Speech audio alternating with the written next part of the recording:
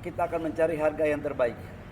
Yang jelas kita akan mencoba untuk tidak boleh lebih daripada harga pasar. Harga di bawah pasar itu jauh lebih baik, tapi minimal sama dengan harga pasar. Untuk crude 1 tahun dari mulai bulan ini sampai dengan bulan Desember, insya Allah udah aman. Jadi kita nggak perlu risau. Untuk subsidi tidak akan dinaikkan sampai dengan akhir tahun, bahwa kita akan mendapat pasokan crude dari Rusia, dan juga dari pihak Rusia akan siap membangun beberapa infrastruktur yang penting dalam rangka meningkatkan cadangan dan ketahanan energi nasional kita. IMF memperingatkan perekonomian dunia kini mulai bergeser menuju skenario yang lebih buruk seiring berlanjutnya konflik geopolitik di Timur Tengah. IMF pun menegaskan bahwa negara berkembang paling terdampak oleh krisis ini, di mana negara berkembang lebih rentan terhadap lonjakan harga minyak, pelemahan mata uang, dan arus modal yang tidak stabil. Dana Moneter Internasional memangkas proyeksi pertumbuhan ekonomi global akibat lonjakan harga energi yang dipicu perang di Timur Tengah.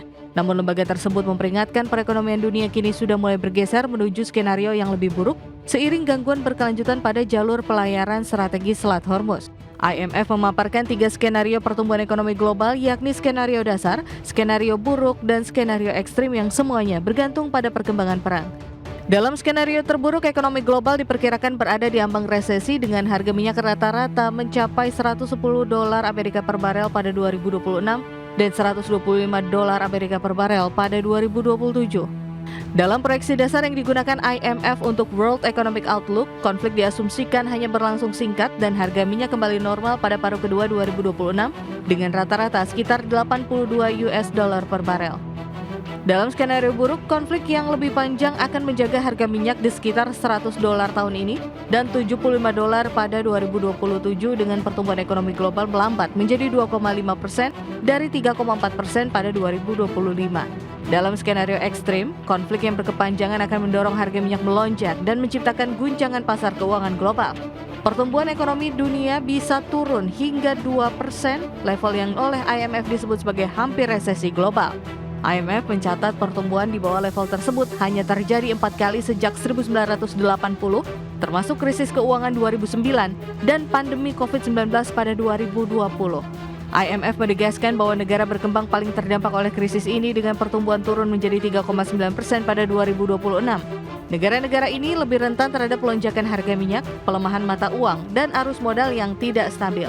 Dampak terbesar terjadi di kawasan Timur Tengah dan Asia Tengah yang diproyeksikan hanya tumbuh 1,9% pada 2026 akibat gangguan infrastruktur dan penurunan ekspor energi.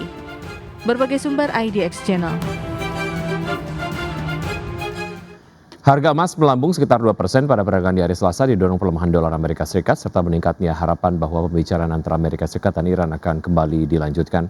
Emas spot melonjak 2% menjadi $4.831, sedangkan harga emas berjangka emas Amerika Serikat ditutup menguat 1,7% ke posisi $4.850. Dari sisi sentimen, Presiden Amerika Serikat Donald Trump menyatakan pembicaraan untuk mengakhiri konflik dengan Iran berpotensi kembali digelar di Pakistan dalam 2 hari ke depan. Pernyataan ini muncul setelah negosiasi akhir pekan lalu yang gagal, yang mendorong Washington untuk melakukan blokade terhadap pelabuhan Iran. Analis menilai arah pergerakan harga emas dalam waktu dekat akan sangat bergantung kepada perkembangan perundingan tersebut. Kombinasi depresiasi dolar dan kejatuhan harga minyak saat ini juga turut menopang harga emas.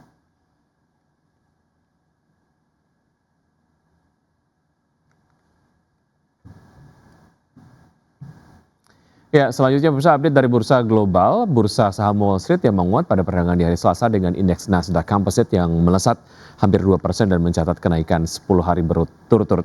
Sedangkan indeks S&P 500 yang mendekati level rekor tertingginya didorong optimisme terhadap potensi penyelesaian konflik di Timur Tengah serta respon positif investor terhadap laporan keuangan perbankan dan data inflasi terbaru.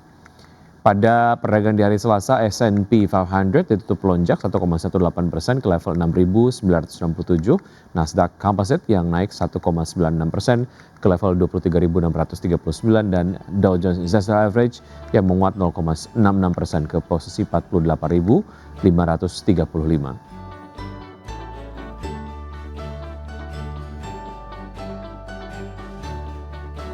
Ya, sementara itu bursa saham Eropa berakhir di level tertinggi dalam lebih dari 1 bulan. dan didorong oleh optimisme investor terhadap kemungkinan dimulainya kembali pembicaraan damai Timur Tengah, meski LVMH dan sejumlah perusahaan besar lainnya memperingatkan dampak negatif konflik terhadap kinerja bisnis. Stoxx 600 yang ditutup menguat 0,99% ke level 619,95, DAX Jerman yang naik 1,27% ke posisi 24.044 dan FTSE 100 Inggris yang meningkat 0,25% ke posisi 10.609.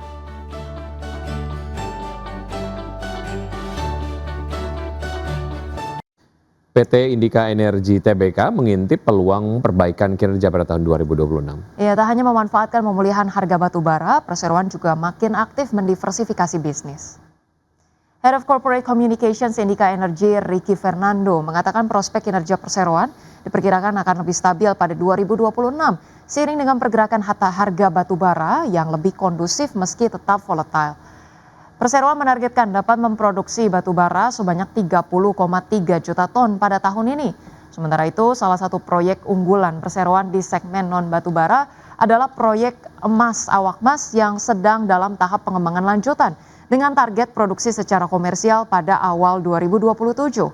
Selain itu, perseroan juga terus memperluas ekosistem kendaraan listrik secara terintegrasi yang mencakup motor listrik, kendaraan listrik komersial, serta distributor bus listrik dan armada truk listrik untuk sektor pertambangan. Untuk itu, perseroan menyiapkan belanja modal sebesar 380,4 juta dolar pada 2026 yang sebagian besar dialokasikan untuk pengembangan proyek awak emas, penguatan bisnis kendaraan listrik, hingga pengembangan bisnis logistik.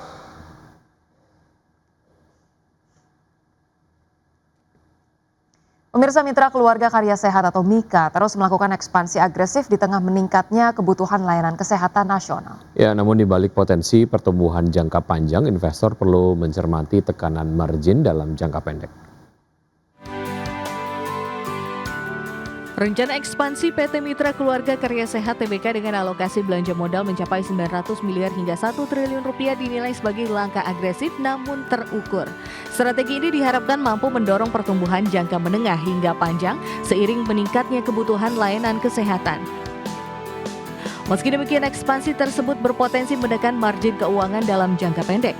Hal ini disebabkan oleh biaya awal operasional dari pembangunan 2 rumah sakit baru di wilayah Jabodetabek dan Jawa Timur yang ditargetkan selesai pada kuartal ketiga hingga keempat 2026. Kontribusi pendapatan dari rumah sakit baru diperkirakan masih terbatas pada 2026 namun akan mulai signifikan pada 2027 hingga 2028 seiring peningkatan jumlah pasien dan utilisasi. Pembiayaan ekspansi yang berasal dari kas internal juga menunjukkan kuatnya likuiditas dan rendahnya risiko keuangan perusahaan. Berbagai sumber IDX Channel. Pemirsa, terima kasih Anda masih bersama kami di Market Buzz. PT United Tractors Tbk melaporkan pelemahan kinerja pada sejumlah lini usaha pada 2 bulan pertama 2026. Ya, di segmen alat berat penjualan merek Komatsu berkurang 10,5% year on year, sedangkan segmen batubara penjualan batubara termal dan metalurgi melalui anak usaha turun 2,81% year on year. PT United Tractors Tbk menunjukkan tren pelemahan kinerja pada sejumlah lini usaha pada 2 bulan pertama 2026.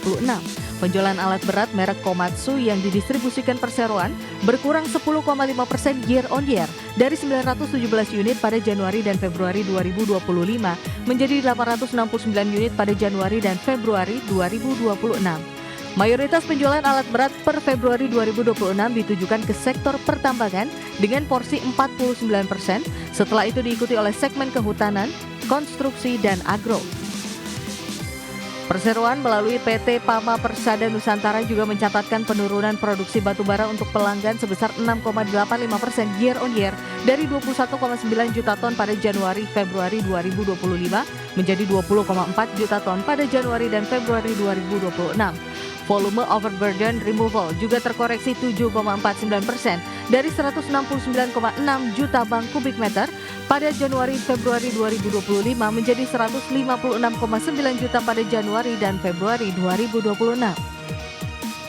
Sementara itu melalui PT Tuah Turangga Agung, Perseroan juga mengalami penurunan penjualan batubara termal dan metalurgi sebesar 2,81% year on year dari 2,85 juta ton pada Januari-Februari 2025 menjadi 2,77 juta ton pada Januari-Februari 2026.